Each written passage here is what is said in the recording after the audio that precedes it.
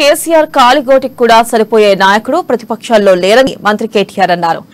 ఒకరు మెదడు లేని బంటి, ఇంకొకరు పార్టీలు మారే చంటి, వాళ్ళ ప్రతిపక్షమని ఎద్దేవా చేశారు. సీఎం కేసీఆర్ పాలనలో తెలంగాణలో ప్రతి గ్రామం ఆదర్శంగా మారిందని చెప్పారు. దేశ జనాభాలో 3% ఉన్న తెలంగాణకు 30% జాతీయ అవార్డులు వచ్చాయని వెల్లడించారు. ఇదంతా సీఎం కేసీఆర్ ప్రారంభించిన పల్లె ప్రగతితోనే సాధ్యమైందన్నారు. జై తెలంగాణ. ఇక్కడ మా ఆడబిడ్డలు అంటలేరు జై తెలంగాణ. కేసీఆర్ గారి నాయకత్వం, కేసీఆర్ గారి నాయకత్వం. థ్యాంక్ యూ, మీ అందరికీ ధన్యవాదాలు. గౌరవనీయులు, ఈరోజు భారత రాష్ట్ర సమితి 22వ ఆవిర్భావ దినోత్సవం సందర్భంగా సిరిసిల్ల నియోజకవర్గ ప్రతినిధుల సభకు అధ్యక్షత వహిస్తున్న సోదరులు, పార్టీ ఆవిర్భావం నుంచి నేటి వరకు ఎత్తిన జెండా దించకుండా ఏ రోజైతే గులాబీ జెండా తెలంగాణలో అడుగుపెట్టిందో ఆనాటి నుంచి ఈనాటి వరకు ఒక సైనికుడిలా, ఒక కార్యకర్తలా కేసీఆర్ గారు ఇచ్చిన ప్రతి మాట, ప్రతి ఆదేశాన్ని తూచా తప్పకుండా అమలు చేస్తూ మీలో ఒకడిగా, మాతో ఒకడిగా కలిసి ముందుకు సాగుతున్న గౌరవ జిల్లా పార్టీ అధ్యక్షులు సోదరులు, గట్టిగా చప్పట్లతో తోట ఆగయ్య గారు.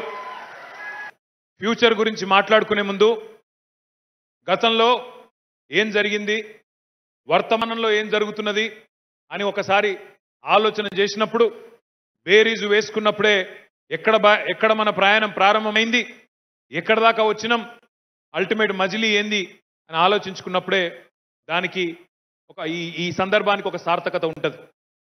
సరిగ్గా ఈ రోజుతో భారత రాష్ట్ర సమితికి, ఆనాడు తెలంగాణ రాష్ట్ర సమితిగా ఆవిర్భవించిన పార్టీకి మరి ఎల్లుండితో 27 తారీఖుతో 22 ఏళ్ళు నిండి 23వ ఏట అడుగుపెట్టబోతా ఉన్నాం.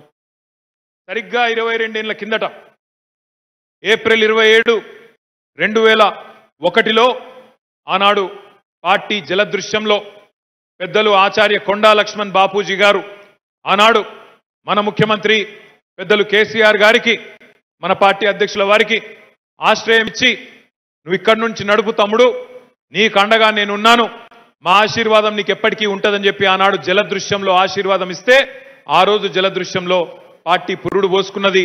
మొట్టమొదటి సమావేశం అక్కడ జరిగింది. ఒక్కసారి దయచేసి ఆ రోజు పరిస్థితులను ఆలోచించమని చెప్పి నేను కోరుతా ఉన్నా. కేసీఆర్ గారు పార్టీ పెట్టే నాడు 2001వ సంవత్సరంలో ఆయన ఆనాడు కేసీఆర్ గా సుపరిచితుడు కాదు. కేసీఆర్ అనే పేరు ఇంకప్పటికీ స్థిరపడలేదు. ఆనాడు ఆయన పేరు చంద్రశేఖరరావు, కల్వకుంట్ల చంద్రశేఖరరావు.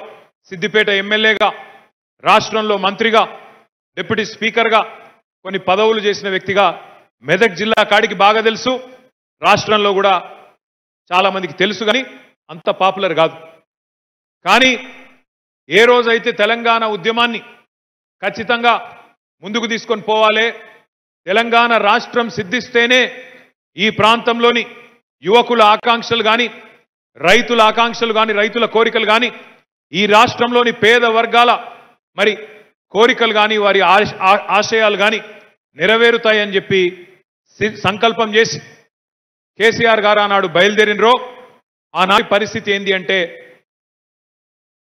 టీఆర్ఎస్ అనే గులాబీ జెండా, టీఆర్ఎస్ అనే పార్టీ పెట్టి గులాబీ జెండా ఎగిరేసినాడు.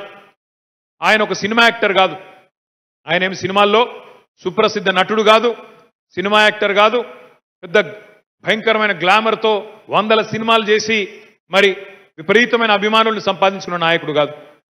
పోనీ ఏదైనా ఒక కుల సంఘానికి నాయకుడు, ఆయనకు కుల బలం దండిగా ఉందంటే అది కూడా లేదు. అదేవిధంగా ఏదైనా అంబానీలాగానో, అదానీలాగానో ధనవంతుడు, శ్రీమంతుడు, పెద్ద ఎత్తున డబ్బులున్నాయి కాబట్టి విచ్చలవిడిగా ఖర్చు పెట్టి మరి గ్రామాన ఫ్లెక్సీలు కట్టి లీడర్ అయిపోదామంటే